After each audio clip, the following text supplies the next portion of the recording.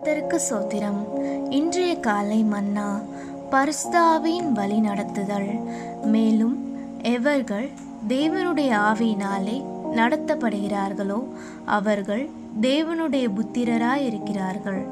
ரோமர் 8:14. நாம் தேவ சித்தம் செய்யும் போது சில வேளைகளில் இவ்வுலக ஜனங்களுக்கு பைத்தியக்காரர் போல் தோற்றமளிக்க கூடும். நம்முடைய வழிகள் அவர்களுக்கு அர்த்தமற்றவை போல் தோன்றக்கூடும்.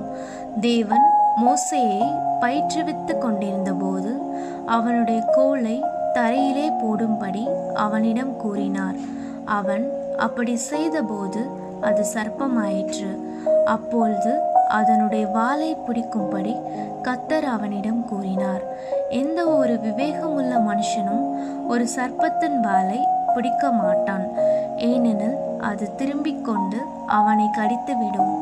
ஆனால் மோசே தேவனுக்கு கீழ்ப்படிந்த போது சர்ப்பமானது மறுபடியுமாக ஒரு கோலாக மாறிற்று. ஒரு குறிப்பிட்ட வழியினூடாக கர்த்தர் நம்மை ஏன் வழி நடத்துகிறார் என்பதை நாம் விளங்கிக் கொள்ளாமல் இருக்கக்கூடும். ஆனால் அவருடைய வழி நடத்துதலின்படி நாம் செல்வோமாயின் நமக்கு பூரணமான மன சமாதானம் இருக்கும். கிறிஸ்து குடிக்கிற சமாதானம் நீங்கள் எடுக்க வேண்டிய தீர்மானத்துக்கு உங்களை வழி நடத்துவதற்காகவே ஆகும் என்று கொலோசியர் 3:15 வேறொரு ஆங்கில மொழிபெயர்ப்பு GNB கூறுகிறது. ஒரு குறிப்பிட்ட காரியத்தை குறித்து ஜெபம் பண்ணுகையில் உங்கள் ஆவியில் ஒருவித கலக்கத்தை நீங்கள் உணர்வீர்களாயின் தேவன் அதனை வேண்டாம் என்று சொல்கிறார் என்பதையே அது விளங்க பண்ணும்.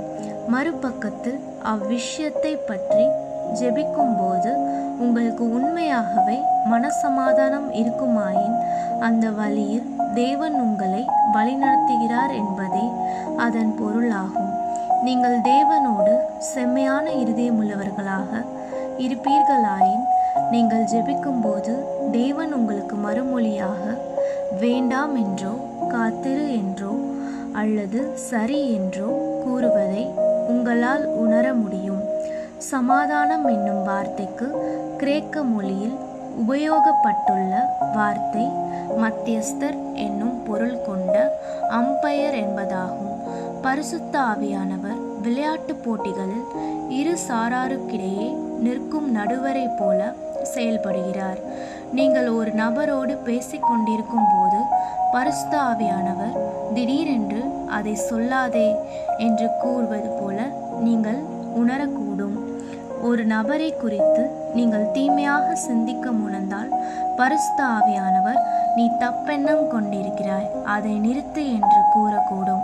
சில சமயங்களில் நீங்கள் ஒரு நபரை சந்திக்க விரும்பும் போது பரிசுத்த ஆவியானவர் உங்களிடம் வேண்டாம் என்று கூறக்கூடும். சிலருடைய மனசாட்சி கடினப்பட்டிருப்பதின் நிமித்தம் அவர்களால் பரிசுத்த ஆவியானவரின் எச்சரிப்பை, நடுவரின் ஊதல் ஒலியை, விஸ்லிங் கேட்க முடிவதில்லை. தேவ பிள்ளையே, உன்னுடைய மனசாட்சி மரித்திருக்கிறதா அல்லது உயிரோடு இருக்கிறதா?